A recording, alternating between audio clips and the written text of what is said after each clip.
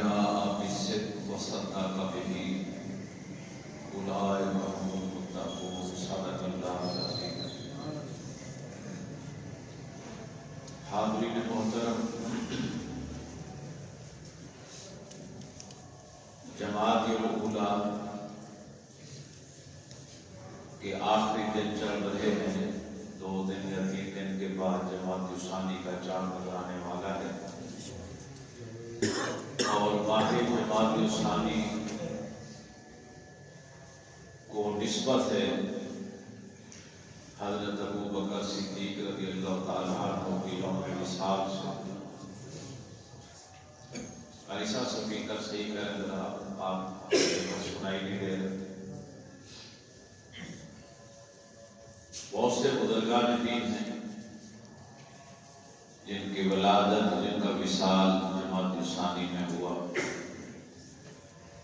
حضرت امام جعفر صادق رضی اللہ تعالیٰ عنہ، ان کے بیٹے موسیٰ بن جعفر کی ولادت بھی جماعت ثانی میں ہوئی، مگر زیادہ تر مشہور شہرت اس مہینے کو ملی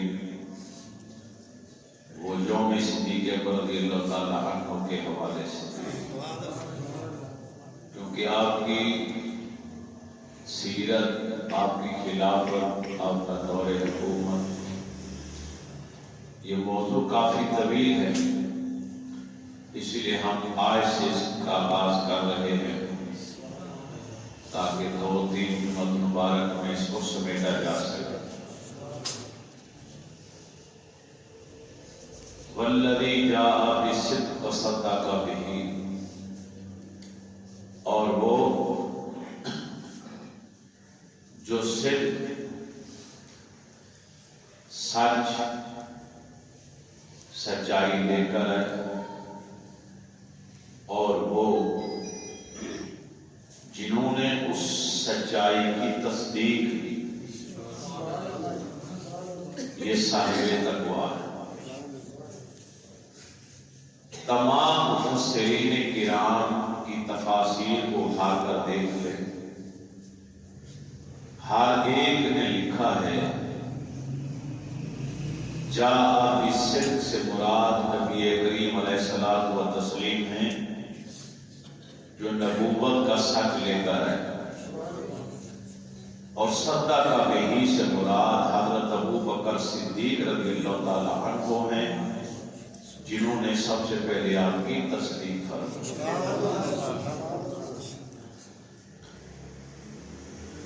یہ تو آپ کے علم میں ہے کہ نبی کریم علیہ الصلوۃ والتسلیم کا پاک شجرہ نسب انتہائی پاکیزہ ہے، طیب ہے، طاہر ہے۔ حضور علیہ السلام خود ارشاد فرماتے ہیں کہ آدم علیہ السلام سے لے کر میرے والدین تک جن جن پشتوں سے، جن جن رحموں سے میں ہوتا ہوا چلا آیا ہوں، سارے پاک اور طیب ہوتا ہے، اور میرے پورے اس نسب نامے میں کوئی گناہ نہیں ہے، اور میری ولادت نکاح سے ہوئی۔ یہ بیان کرنے کا آپ کا مقصد یہ تھا کہ سننے والوں کو، کلمہ پڑھنے والوں کو یہ علم ہو جائے کہ ہم جس نبی کا کلمہ پڑھتے ہیں اس پیارے نبی کا پورا نسب نامہ پاک ہے، اور جس کا شجرہ نسب میرے رسول کے پاک نسب نامے سے ملتا رہا وہ پاک ہوتے رہے۔ حضرت عثمان غنی رضی اللہ تعالیٰ عنہ کا شجرہ نسب 5ویں پشت پر آ کر نبی علیہ السلام کے نسب نامے سے مل جاتا۔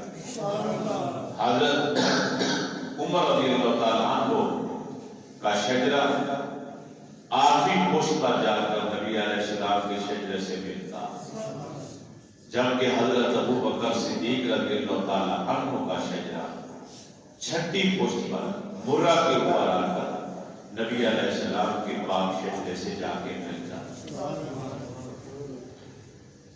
آپ خود فرماتے ہیں کہ میری والدہ کے ہاں لڑکے پیدا ہوتے تھے فوت ہو جاتے، تو ماں نے منت مانی، سلمہ نام ہے ماں کا، ام الخیر کنیت ہے۔ ماں نے منت مانی تھی کہ میرے ہاں جو بیٹا پیدا ہوگا میں اس کو کعبے کے لیے وقف کر دوں۔ چنانچہ یہ بچہ پیدا ہوا تو ماں باپ نے مشترکہ طور پر اس کا نام عبد الکعبہ رکھا۔ حضرت ابو بکر صدیق رضی اللہ تعالیٰ عنہ کا اسلام میں داخل ہونے سے پہلے جو نام تھا وہ عبد الکعبہ تھا۔ جب کلمہ پڑھا تو میرے رسول نے فرمایا کہ آپ کا نام عبداللہ ہے۔ اب قیامت تک کے لیے آپ کا نام عبداللہ ہے۔ ابو بکر آپ کی کنیت، صدیق لقب ہے، عتیق لقب ہے۔ اب یہ لقب نے اس قدر شہرت حاصل کی، کنیت نے اس قدر شہرت حاصل کی کہ لوگ آپ کے اصلی نام سے کو بھلا بیٹھے اور صرف اسی نام سے آپ کو پکارا جانے لگا، حضرت ابو بکر صدیق رضی اللہ تعالیٰ۔ یہ آپ کا اصلی نام ہے۔ اصلی نام میں نے اس لیے بتایا کہ جو میرے پاس جمعہ پڑھنے کے لیے آنے والے لوگ ہیں، کبھی کوئی ان سے پوچھے تو ان کے علم میں ہو کہ ان کا اصلی نام عبداللہ ہے۔ ہمارے پیارے نبی نے نام رکھا۔ 37 سال کی عمر تھی جب صدیق اکبر رضی اللہ تعالیٰ عنہ اسلام میں داخل ہوئے، اور پورے 23 سال محبت رسول میں رفاقت کا حق ادا کرتے ہیں۔ اور یہ ساتھ کوئی معمولی ساتھ ہے، ایک دن ایک رات کا سفر بھی کسی کے ساتھ کر لیا جائے تو وہ بھی یادگار بن جاتا ہے۔ اور جہاں 23 سال اکٹھے گزرے ہوں تو اس سفر کی یادگاری کے کیا کہیں۔ چنانچہ حضرت ابو بکر صدیق رضی اللہ تعالی عنہ، والد کا نام عثمان ہے، ابو قحافہ کنیت ہے، والدہ کا نام سلمہ ہے، ام الخیر کنیت۔ ماں کا شجرہ نسب دیکھیں کہ وہ بھی چھٹی پشت پر، باپ کا دیکھیں کہ وہ بھی چھٹی پشت پر مرہ کے اوپر آ کر نبی علیہ السلام کے شجرہ مبارک سے آ کر مل جاتا، جس سے اشارہ یہ ملتا ہے۔ حضرت عمر کا شجرہ 8ویں پشت پر ملا، حضرت عثمان غنی کا 5ویں پشت پر ملا، حضرت علی آپ کے چچا کے بیٹے ہیں۔ تو خلفائے راشدین جو نبی کے انتہائی آس پاس تھے، اللہ نے چن چن کے ان ہستیوں کو میرے نبی کا ساتھی بنایا، کیونکہ میرا رب چاہتا یہ تھا کہ میرے رسول کی ذات پر، آپ کی صفات پر، آپ کی شان اور فضائل پر کوئی انگلی نہ اٹھا پائے۔ میرے نبی کی ذات تو ذات رہی، میرے نبی کے جو یار ہیں ان کے اوپر بھی کوئی انگلی نہ اٹھا سکے کہ یہ کیسا ہے، یہ کیسا ہے۔ مفسرین کرام لکھتے ہیں کہ حضرت ابو بکر صدیق رضی اللہ تعالی عنہ نے زمانے جاہلیت میں نہ کسی بت کے آگے سر جھکایا، نہ سجدہ کیا، نہ جوا کھیلا، نہ بدکاری کی، نہ شراب کو ہاتھ لگایا، کیونکہ اللہ چاہتا یہ تھا کہ میرے نبی کے قریب وہ شخص آئے کہ جو بچپن سے لے کے زندگی کے آخری لمحے تک ہر گناہ سے محفوظ ہو۔ کیونکہ اگر یہ ساتھیوں میں سے کوئی ساتھی، آج کل لوگ کہتے ہیں فلاں حکمران اچھا ہے لیکن اس کے ساتھی اچھے نہیں ہیں، تنقید کرنے والا تو تنقید کر دیتے ہیں نا کہ فلاں شخص اچھا ہے مگر اس کے یار اچھے ہیں، اس کی ٹیم اچھی ہے۔ تو اللہ نے اپنے محبوب کو جو ٹیم عطا فرمائی، جو ساتھی عطا فرمائے، رب نے ان کی تعریفیں تو خود کی، محمد رسول اللہ والذین معہ اشداء علی الکفار رحماء بینہم۔ تو حضرت ابو بکر صدیق رضی اللہ تعالی عنہ نے زمانہ جاہلیت میں بھی کبھی شراب کو ہاتھ نہیں لگایا، کبھی جوئے کے قریب نہیں گئے، زنا اور بدکاری کے قریب نہیں گئے، اور کبھی کسی بت کو سجدہ تک نہیں کی۔ ایک روایت میں آتا ہے کہ آپ کے والد ابو قحافہ ایک دن آپ کو بت خانے میں لے گئے اور ایک بت کے سامنے جا کے کھڑا کیا تو کہا کہ یہ بیٹا تمہارے معبود ہیں، ان کو سجدہ کرو۔ باپ کہتے آپ نے فرمایا ابا جان آپ باہر چلیں، میں آتا ہوں۔ ابا جان باہر چلے گئے، آپ نے اس بت سے گفتگو فرمائی۔ آپ نے فرمایا انی جائع فاطعمنی وانی آکل، مجھے بھوک لگی ہے، تم میرے معبود ہو تو مجھے کھانا دو، میں تم سے کھانا مانگتا ہوں۔ اب بت تو بت تھا، ارے میرے پاس لباس نہیں ہے، میں تم سے کپڑے مانگوں، مجھے کپڑے دے، لباس دے۔ انی میں برہنہ ہوں، تھک سے نہیں، مجھے لباس پہنا۔ کوئی جواب نہیں۔ آپ نے پتھر اٹھایا، فرمایا اگر تو واقعی معبود ہے تو پھر مجھ سے اپنی ذات کو بچا کر دکھا۔ اتنا کہا، پتھر اس کے منہ پر دے مارا، وہ بت تھا، ٹکڑے ٹکڑے ہو کر گر پڑا۔ پتھر لگنے کی چوٹ کی آواز آئی، ابو قحافہ اندر دوڑ کر آئے، دیکھا تو اس کا جو معبود تھا وہ ٹکڑے ٹکڑے ہوئے پڑا۔ بیٹا یہ کیا کیا تم نے؟ ابا جان تو آپ کو نظر آ رہا ہے، جو مجھے میری اس بات نہیں سن سکتا، جو مجھے جواب نہیں دے سکتا، جو میری مشکلات کا آسان نہیں کر سکتا، جو میرے کسی کام نہیں آ سکتا، وہ میرا رب کیسے ہو سکتا؟ ابو قحافہ نے ہاتھ پکڑا، گھر لے آئے حضرت سلمہ کے پاس اور یہ سارا واقعہ سنا ہے۔ تو ام الخیر حضرت سلمہ رضی اللہ تعالی عنہا فرمانے لگی، اے ابو قحافہ اس بچے سے ناراض مت ہو، اس سے کچھ نہ کہے، کیونکہ جس رات یہ پیدا ہوا ہے اس رات عاطف غیبی کی طرف سے ایک اعلان میں نے سنا، جس نے مجھے مخاطب ہو کر کہا، اے اللہ کی بندی تجھے مبارک ہو، تو خوش نصیب ہے، ایسے بچے کو آج تو جنم دینے والی ہے جو اللہ کے آخری نبی کی زندگی میں ان کا ساتھی ہوگا اور ان کے وصال کے بعد ان کا پہلا خلیفہ ہوگا۔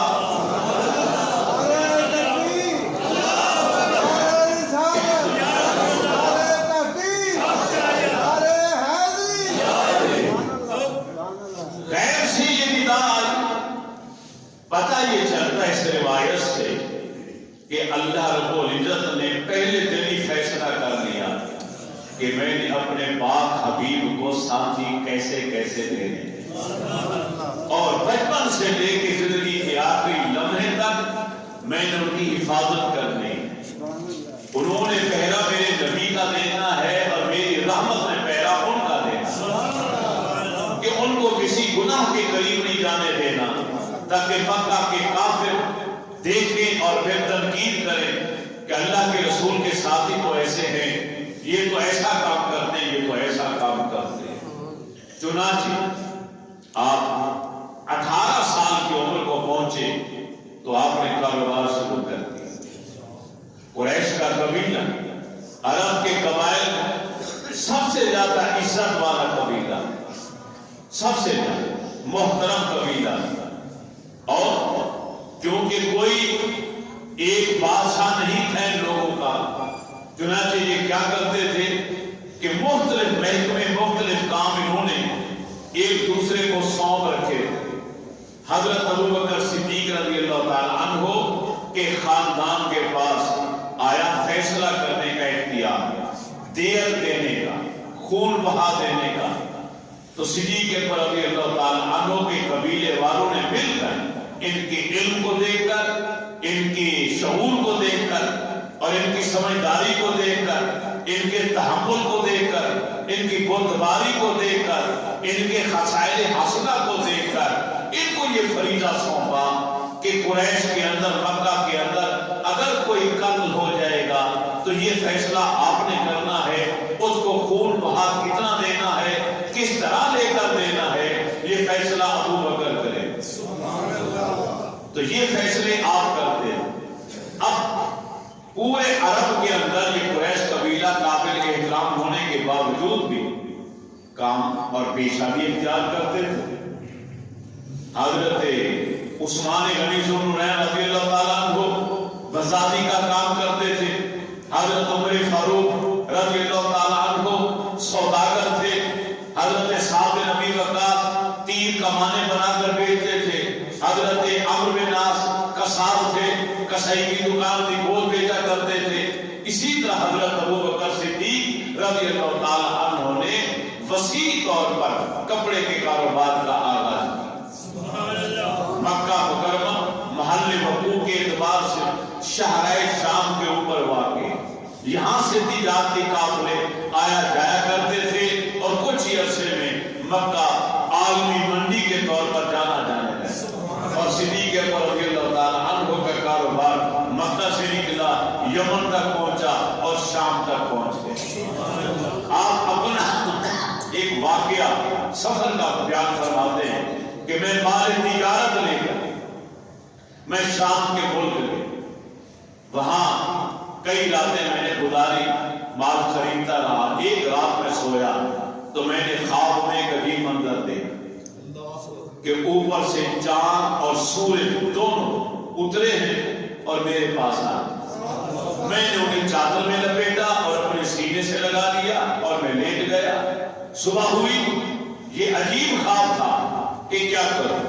پتہ چلا کوہیرہ راہب یہاں رہتا ہے جو خوابوں کی تعبیر دیتا، سماوی کتابوں کا عالم ہے، تورات و انجیل کا عالم ہے، بہت بڑا اور بڑی عزت سے جانا پہچانا جاتا ہے، اور خوابوں کی تعبیر کا علم رکھتا۔ چنانچہ آپ اس کے پاس اسے جا کے اپنا خواب سنایا۔ جب خواب سنایا تو اس کی زبان پر پہلا سوال تھا کہ آپ کہاں کے رہنے والے؟ آپ نے فرمایا آنا میں مکہ تھا، میں مکہ مکرمہ سے ہوں، مکی ہوں، مکے کا رہنے والا۔ اس نے کہا میں حی ہوں، آپ کا قبیلہ کون سا؟ فرمایا آنا میں قریش، میں قریشی ہوں۔ اس نے کہا کرتے کیا ہے؟ ایو شائن آتا، کیا کرتے ہو؟ فرمایا آنا تاجر، میں تاجر ہوں۔ وہ کھل کھلا ہوگا۔ اس نے کہا پھر آپ کو مبارک، ان قریب آپ کی سرزمین پر اللہ کے آخری نبی نے اپنی نبوت کا اعلان کرنا ہے۔ تورات و انجیل کے علم کے مطابق اب وہ وقت ظہور کا قریب ہے، اور سب سے پہلے ان کی نبوت کی تصدیق کرنے والے آپ ہوں۔ اور یہ گواہی بھی دے دینا، ہو سکتا میں زندہ رہوں یا نہ رہوں، لیکن جب سے یہ میں نے تورات و انجیل میں ان کا ذکر پڑھا، اور یہ زمانہ وہی ہے، یہ وقت وہی ہے، میں اندر ہی اندر ان پر ایمان لا چکا ہوں۔ لیکن وہ جب اعلان نبوت کریں گے تو سب سے پہلے عزت آپ کو ملے گی کہ آپ ان کی نبوت کی تصدیق کریں۔ آپ مکہ واپس آ گئے، سال گزر گئے، وہ وقت بھی آ گیا کہ ان کی عمر 37 سال ہے۔ نبی کریم علیہ الصلوۃ والتسلیم کی ظاہری حیات دنیاوی 40 سال کو پہنچی تو اللہ نے فرمایا محبوب اب اعلان کر دیا، اب ظاہر کر دیجیے اپنی نبوت۔ اب سنیوں کا عقیدہ ہے کہ ہر نبی پیدا ہوتے ہوئے بھی اللہ کا نبی ہوتا، عالم غیب میں بھی نبی، عالم ارواح میں بھی نبی، لیکن بے شک اعلان نبوت اس وقت کرتا ہے جب اللہ کی طرف سے اجازت آتی ہے، جب حالات سازگار ہیں، وقت کا تقاضا ہے، اے میرے نبی اپنا نبی ہونا شو کرو، پھر وہ اعلان نبوت فرماتے۔ نبوت نہیں ملتی اس وقت۔ بعض لوگوں سے بہت بڑی غلطی ہوئی کہ جو لکھتے ہیں کتابوں میں اور ممبر پر بیٹھ کر کہہ دیتے ہیں کہ 40 سال کے بعد آپ کو نبوت ملی۔ یہ انتہائی غلط عقیدہ ہے، اور اس عقیدے کی اصلاح کے لیے میں مثال دیا کرتا ہوں عیسیٰ علیہ السلام۔ کہ عیسیٰ ابن مریم کا ذکر قرآن پاک میں موجود ہے کہ جب آپ کی ماں پر تہمت لگی، الزام لگا کہ تیری شادی نہیں ہوئی، بغیر شوہر کے یہ بچہ تو گود میں کہاں سے لے کر آئی، تو اماں سیدہ مریم نے رب کی اجازت سے بچے کی طرف اشارہ کیا کہ مجھ سے نہ پوچھو کہ یہ بچہ کہاں سے لائی ہے، آنے والے سے پوچھو کہ تو کون ہے اور تو کہاں سے آیا۔ اب جب قوم سے آپ نے یہ کہا، سورہ مریم اٹھائیے قرآن پاک کے واضح طور پر ترجمہ پڑھ سکتے ہیں، سارا ثبوت موجود ہے، میں صرف اشارہ دینا چاہتا ہوں۔ جب قوم نے پوچھا، آپ نے سب کہا کہ پوچھو، تو قوم نے کہنا لگایا، اے مریم جانتے ہو ابھی 2 یا 3 دن ہوئے سے دنیا میں آئے ہوئے، اس عمر کے بچے کب بولتے ہیں؟ سیدہ مریم نے فرمایا ہاں، اس عمر کے بچے بولتے نہیں، لیکن جب رب میرا بلوانے پر آ جائے تو پھر رکتے بھی نہیں ہیں۔ تم سوال کرو۔ جب قوم نے سوال کیا تو پنگوڑے جھولے میں لیتے ہوئے اس معصوم بچے نے جو تقریر کر ڈالی، وہ ساری تقریر قرآن پاک کے اندر موجود ہے۔ قال انی عبد اللہ، عیسیٰ ابن مریم نے جھولے میں لیتے لیتے تقریر فرمائی جو قرآن کے پاروں میں ریکارڈ۔ قال آپ نے فرمایا انی عبد اللہ، میں اللہ کا بندہ ہوں، آتانی الکتاب وجعلنی نبیا۔ اے میری ماں کی پاک دامنی پر اعتراض کرنے والوں، مجھے اللہ نے نبی بنا کر بھیجا، صاحب کتاب بنا کر بھیجا۔ جھولے میں لیٹا ہوا بچہ اپنے نبی ہونے کا اعلان کر رہا۔ عیسیٰ علیہ السلام پیدا ہوتے ہوئے اللہ کے نبی ہیں، جو معراج کی رات پیچھے کھڑے ہو کر نماز پڑھ رہے تھے مقتدی بن کر۔ اگر مقتدی پیدا ہوتے ہوئے نبی ہو سکتا ہے تو امام پیدا ہوتے ہوئے نبی کیوں نہیں ہو سکتا؟ ہمارے رسول تو امام تھے نا مسجد اقصیٰ کے اندر معراج کی رات۔ ہمارا عقید اور ہمارا ایمان جس کی تصدیق قرآن پاک سے ہو۔ حضرت ابوبکر صدیق رضی اللہ تعالی عنہ قربان جائے کہ آپ جب نبی علیہ السلام نے اعلان نبوت کیا، ان کے کانوں تک آواز پہنچی، ابو قحافہ کا بیٹا دوڑا دوڑا میرے نبی کے در دولت پر آیا، دروازے پر دستک دی، آواز آئی من دقل باب، ارے کون ہے دستک دینے والا؟ جواب آیا آنا عبد الکعبہ، میں عبد الکعبہ ہوں۔ نبی علیہ السلام سمجھ گئے، آپ تشریف لائے، دروازے کے اوپر کھڑے کھڑے 2 جملے بولے گئے، آپ نے نبی ہونے کا اعلان کیا، ساری زندگی میں نے آپ کے ساتھ گزاری، آپ نے میرے ساتھ گزاری۔ اعلان نبوت سے پہلے 55 کا یارانہ بھی تھا صدیق اکبر کا میرے رسول کے ساتھ، 55 کا یارانہ سے 3 سال یا پونے 3 سال ظاہری حیات تیار۔ ویسے تو میرے رسول سب سے بڑے، ظاہری حیات اور عمر کو دیکھا جائے دن اور مہینے اور سال کو تو 3 سال کے قریب قریب حضرت پر صدیق چھوٹے ہیں، نبی علیہ السلام دنیاوی ظاہری عمر میں 3 سال پر۔ مدلین والا ماتتا، آپ نے جو دعویٰ کیا ان پر دلیل کیا ہے؟ صدیق اکبر نے پوچھا، میرے نبی مسکرا کے فرماتے ہیں، ارے جو خواب تو نے ملک شام میں دیکھا، کوئی روایت میں تعبیر دی، کیا وہ میرے سچے ہونے کی دلیل نہیں ہو سکتا؟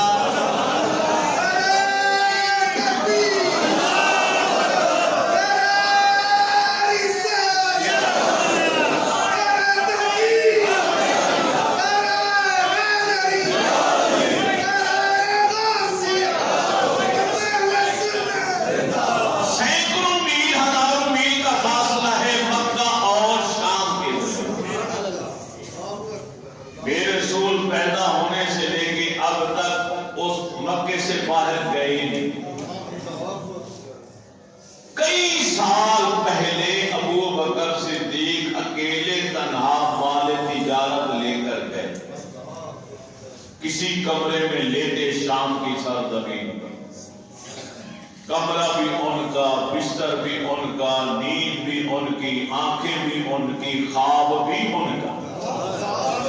جانتے ہم نا کہ اب یہ جو علم تھا، اللہ نے علم جو اپنے رسول کو غیب کا علم عطا فرمایا، صدیق اکبر نے آنکھیں کھول دی کہ جو مکہ میں بیٹھ کر کئی سال پہلے والے ملک شام پر دیکھے جانے والے میرے خواب تک سے واقف ہیں، وہ اللہ کے رسول نہیں ہو سکتے تو کون ہو سکتے؟ فوراً کلمہ پڑھا، ایمان لیا۔ او معاملو من اسلم من الرجال، مردوں میں سب سے پہلے اسلام لانے والے حضرت ابوبکر صدیق رضی اللہ عنہ۔ بعض لوگ مغالطے میں پڑ گئے، کسی نے کہا حضرت سیدہ خدیجہ رضی اللہ تعالی عنہا پہلے ایمان لے آئے، کسی نے کہا کہ حضرت زید پہلے ایمان لے آئے، کسی نے کہا حضرت امیر المرتضیٰ پہلے ایمان لے آئے۔ ہم حنفی ہیں، مقلد ہیں، امام اعظم ابو حنیفہ رحمۃ اللہ تعالی علیہ کے آپ لکھتے ہیں ارے انہیں کوئی سمجھائے، وہ بھی اول ہیں، وہ بھی اول ہیں، وہ بھی اول ہیں، وہ بھی اول ہیں، مگر ان میں ربط ہے، ترتیب ہے اس کے اندر۔ غلاموں میں سب سے پہلے کلمہ پڑھا حضرت زید نے، وہ غلاموں میں اول ہو گئے۔ عورتوں میں سیدہ خدیجہ نے پڑھا، وہ خواتین میں اول ہو گئی۔ بچوں میں مولا علی نے کلمہ پڑھا تو بچوں میں اول مولا علی ہو گئے، اور بالغ مردوں میں صدیق اکبر نے کلمہ پڑھا تو بالغ مردوں میں ابو بکر اول ہو گئے۔ مولانا صدیق اکبر، مولانا صدیق اکبر، مولانا صدیق اکبر۔ حضرت عمر رضی اللہ تعالی عنہ کہا کرتے تھے ہوا سیدنا و خیرنا و احبنا الی رسول اللہ صلی اللہ علیہ وآلہ وسلم۔ آپ فرماتے تھے کہ حضرت ابوبکر صدیق رضی اللہ تعالی عنہ ہمارے سردار ہیں، ہم میں سے سب سے بہتر ہیں، اور ہمارے پیارے نبی کے نزدیک ہم میں سے سب سے زیادہ محبوب ہیں۔ میرے نبی نے فرمایا تھا عائشہ انتا، اے عائشہ میں کون ہوں؟ انا سید المرسلین و ابو کے سید الصادقین۔ اے عائشہ میں تمام رسولوں کا سردار ہوں، اور تیرا باپ صدیقین کا سردار، اور تو سیدہ نساء العالمین، پوری کائنات کی عورتوں کی سردار ہے۔ تو پھر ہم کیوں نہ کہیں مولانا صدیق اکبر، مولانا صدیق اکبر رضی اللہ تعالی، رضی اللہ تعالی، نبیوں کے بعد سب سے برتر رضی اللہ تعالی، مولانا صدیق اکبر رضی اللہ تعالی، یار کے نام پہ مرنے والا، یار کے نام پہ مرنے والا، سب کچھ صدقے کرنے والا، سب کچھ صدقے کرنے والا۔ نبی علیہ السلام نے منبر پر بیٹھ کر چندہ مانگا، اچھے نیک کام کے لیے چندہ مانگنا اسلام میں جائز ہے، میرے نبی کی سنت۔ تو حضرت عمر رضی اللہ تعالی عنہ کہتے ہیں کہ میں اس محفل سے اٹھ کے چلا گیا چندہ لینے کے لیے۔ ہر ساتھی اپنے اپنے حصے کا لایا گھر سے سامان، اور مسجد نبی شریف کے سامنے جو گراؤنڈ تھا اس شہر میں آ کے اپنی اپنی ڈھیری اپنا اپنا حصہ رکھتے چلے، جتنے سب لے کر ڈھیر لگے، الگ الگ ڈھیر لے۔ ایک ایسا بھی صحابی تھا جس کے گھر میں کچھ بھی نہیں، وہ کہتے ہیں کہ میں نے ساری رات کسی کے باغ میں مزدوری کی تو مجھے 1 سا 2 یا 3 کلو کے لگ بھگ کھجوریں ملی، میں وہ گھر نہیں لے کر گیا، میں نے وہی ساری کی ساری رکھ دی کہ آج میں اور میرے گھر والے روزہ رکھتے ہیں۔ نبی کریم علیہ الصلوۃ والتسلیم رؤوف الرحیم آپ دیکھنے کے لیے آئے۔ سبحان اللہ۔ جب اس صحابی کی کھجوریں دیکھی، یہ کس کی ہیں؟ فلاں کی۔ فرمایا ذرا یہ اپنی کھجوریں اٹھاؤ، 2 4 کھجوریں ہر ڈھیری کے اندر شامل کر۔ سبحان اللہ۔ کسی نے پوچھا ہے رسول اللہ اس کا کیا فائدہ ہوگا؟ فرمایا قیامت والے دن جس کو بھی بلایا جائے گا اجر و ثواب دینے کے لیے، تو ہر بار اس کو بھی بلایا جائے گا اور ہر بار اسے انعام دیا جائے گا، ہر بار اس کے اوپر اللہ تعالیٰ کا کرم ہوگا۔ اس لیے میں چاہتا ہوں کہ اس غریب مفلس نادار کا حصہ ہر ڈھیری میں شامل ہو۔ حضرت عمر فاروق رضی اللہ تعالیٰ عنہ گھر سے آدھا مال لے کر آئے۔ ماں اب گئے تلے آنے کا یا عمر، اے عمر، گھر والوں کا بھی حق تھا، ہمارے کہنے پر تو مال لے کر آئے ہو، کتنا مال لے کر آئے ہو، کتنا اپنے گھر والوں کے لیے چھوڑ کر آئے۔ ماں اب گئے تلے اہلک، گھر والوں کے لیے کتنا چھوڑ کر آئے۔ اس نے کہا یا رسول اللہ صلی اللہ علیہ وسلم میں آدھا مال لے کر آیا ہوں اور آدھا اپنے گھر والوں کے لیے چھوڑ کر آیا۔ کسی اور سے نہیں پوچھا کہ گھر والوں کے لیے کتنا چھوڑ کر، صرف عمر سے پوچھا۔ کیوں؟ نبی جانتے ہیں کہ حضرت عمر جب یہاں سے نکلے تھے مال لینے کے لیے تو راستے میں یہ سوچتے چلے جا رہے تھے آج میں اپنے گھر سے اتنا چندہ اتنا مال لے کر آؤں گا کہ آج پہلا نمبر میرا ہوگا، میں ابو بکر سے بھی بازی لے جاؤں گا۔ یہ سوچ کر مال لینے گئے تھے اور نبی جو منبر پر بیٹھے ہیں وہ عمر کے ذہن کو بھی پڑھ رہے تھے کہ عمر کیا سوچتا چلا جا رہا ہے۔ اس لیے عمر سے پوچھا کتنا لائے ہو، کتنا چھوڑ کر آئے ہو؟ آدھا لایا ہوں، آدھا بیوی بچوں کے لیے چھوڑ کر آیا ہوں۔ جب اگلی ڈھیری پر گئے پوچھا یہ کون لایا؟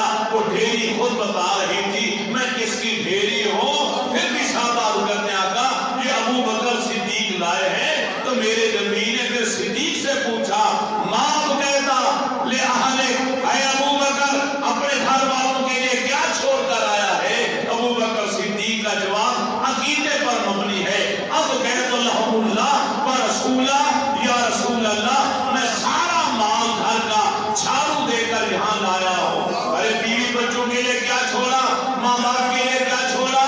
تو صدیق کا جواب تھا میں گھر والوں کے لیے اللہ اور اس کا رسول چھوڑ کر آیا۔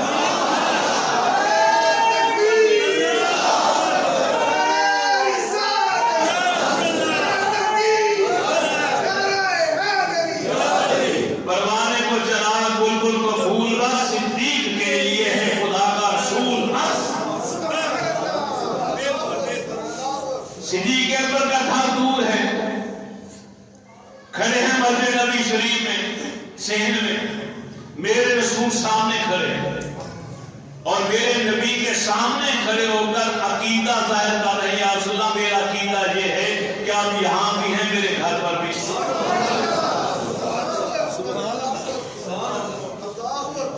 اگر یہ عقیدہ میں کو میرے سنی کا ہے تو میرے اوپر فتویٰ لگانے کے لیے تیار ہو، فتویٰ لگانا تو صدیق اکبر پر لگا کر دیکھو جو نبی کے سامنے کھڑے ہو کر کہے یا رسول اللہ میں اپنے گھر اللہ اور اس کا رسول چھوڑ کر آیا ہوں۔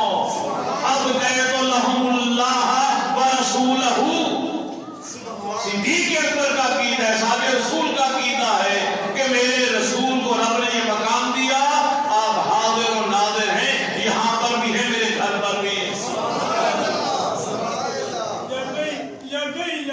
حاضر موجود ناظر دیکھنے والا، جنہوں نے حاضر ناظر کا انکار کیا ان کے پاس کوئی ثبوت اور دلیل نہیں، یہ تو مان لیتے کہ سورج ایک جگہ پر، مگر ہر آدمی نیچے کھڑے ہو کر کہتے کہ نہیں سورج میرے اوپر ہے، سورج میرے اوپر ہے، سورج میرے اوپر۔ سورج ایک جگہ پر رہ کر سبھی کو فیض دے رہا ہے روشنی کا۔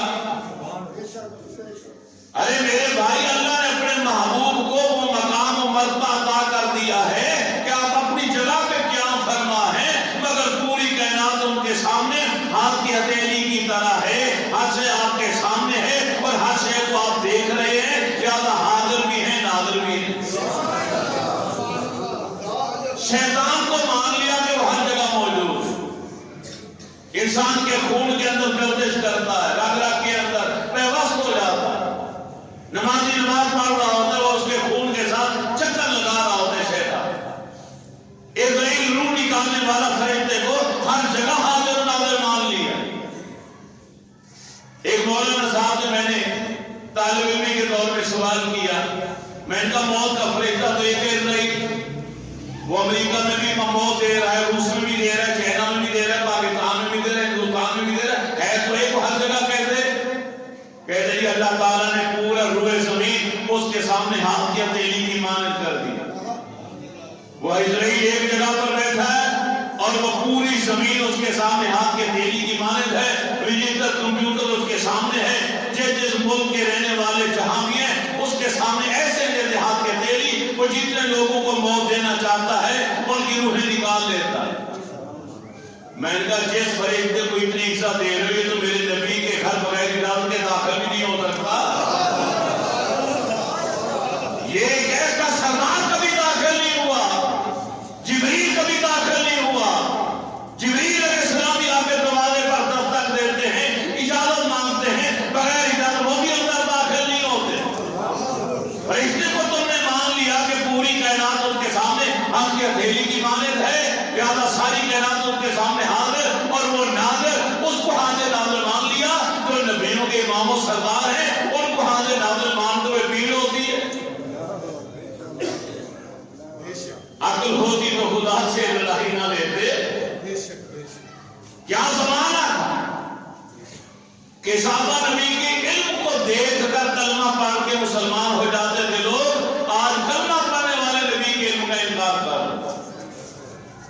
صدیق اکبر رضی اللہ تعالیٰ عنہ نے کلمہ پڑھا، تحریک کیا تھی، محرک کون تھا، کس چیز نے ابھارا ان کو کلمہ پڑھنے پر؟ صرف ایک چیز کہ خواب میں نے دیکھا ملک شام میں یہ مکہ میں بیٹھنے والا کیسے جانتا، یہ تو وہ علم ہے جو اللہ اپنے نبی کو دے سکتا، اس کے علاوہ کوئی جان ہی نہیں سکتا۔ یہ نکتہ ان کے ذہن میں آیا، فوراً انہوں نے کلمہ پڑھا۔ جب آپ کے چچا حضرت عباس گرفتار ہو کر آئے تھے تو میرے نبی نے فرمایا ان سے فدیہ لو، ان کو رہا کر دو۔ چچا سے کہا چچا فدیہ دے، کہتے میرے پاس تو ہے کچھ نہیں بھتیجے، میں تو غریب ہوں، میرے پاس تو کھانے پینے کے لیے کچھ نہیں۔ میرے نبی نے ایک جملہ فرمایا جب تم مکہ سے نکلنے لگے تھے تو تم نے رومال میں زیورات، سونا چاندی، پیسہ اکٹھا کر کے پوٹلی بنائی، گھر کے سین کے اندر گڑھا کھودا، بیوی کو پاس بٹھا کے دفن کر کے مٹی ڈالی اور کہا اگر میں بچ کے آ گیا تو خود نکالوں گا، اگر میں گرفتار ہو جاؤں یا بھاگ دیا جاؤں تو بچوں کی حفاظت کے لیے یہ سامان رکھ رہا ہوں یہاں سین کے اندر چھپا کے، اسے نکال لینا۔ حضرت عباس نے جب یہ جملے سنے فوراً کہا اے بھتیجے اب کلمہ پڑھا جلدی، کیونکہ آپ مدینے میں بیٹھے ہیں، وہ مکے والا میرا گھر تھا، رات کی تاریکی تھی، میرا گھر، میرا مکان، میرا سین، میری بیوی کے علاوہ کوئی تھا نہیں، رات کی تاریکی میں گڑھا کھود کے زیور میں نے چھپایا اور تو مدینے میں بیٹھا ہے اور میرے گھر کے حالات کو جانتا۔